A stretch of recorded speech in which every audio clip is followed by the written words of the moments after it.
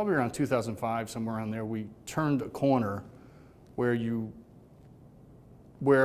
we made a transition into a time in which using computers was not an option anymore. It became more or less necessary in order to get your job done. You couldn't.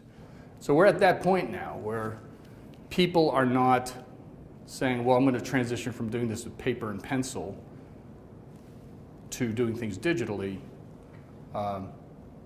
Generally, people are doing things using computer-based techniques already, and it's a matter of building on top of that or moving on to a better set of capabilities. And I think that's the sort of the big transition that's going on right now. I think, but that's going to pale in impact. It's going to be very clear that we have yet a huge transition coming with the advent of 5G. So since we are now so mobile, but this point of inversion is coming where the device itself will be so capable, and the bandwidth issues that are still associated with using a smartphone will go away. And so the next generation, will be 100 times more connected than we are now. Businesses have taken great strides in the wrong direction relative to deep work. The best example of that is the movement to open offices, which is simply proven over and over again to be destructive of concentration and getting things done, and are only suitable workplaces for sociopathic extroverts. Productivity is a difficult term. We took a term that was originally based on, sort of a manufacturing metaphor. Like we want to speed up the assembly line a little so we get more pieces coming off the end of the assembly line per unit of time. And generally, as long as you can control for quality, that is a benefit because your margins get better. As long as, Charlie Chaplin with the wrenches on the line can keep up.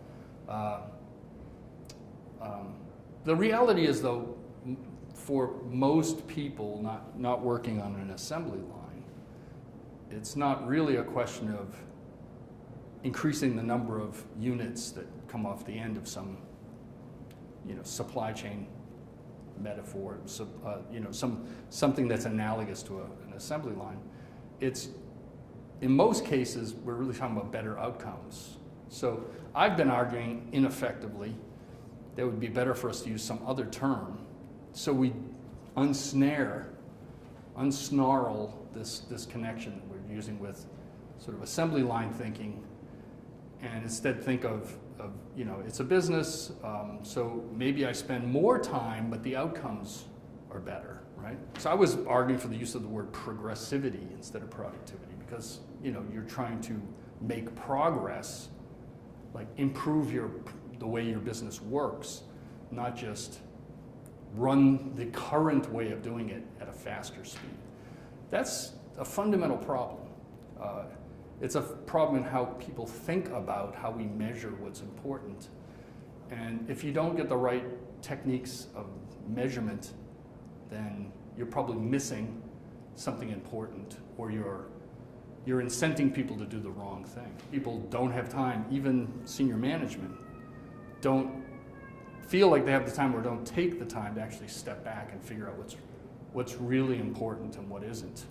They instead just continue on without reflecting on how, if times are changing and changing very fast, well, gee, shouldn't our thinking about what's important should change too, right? But they actually don't take that step.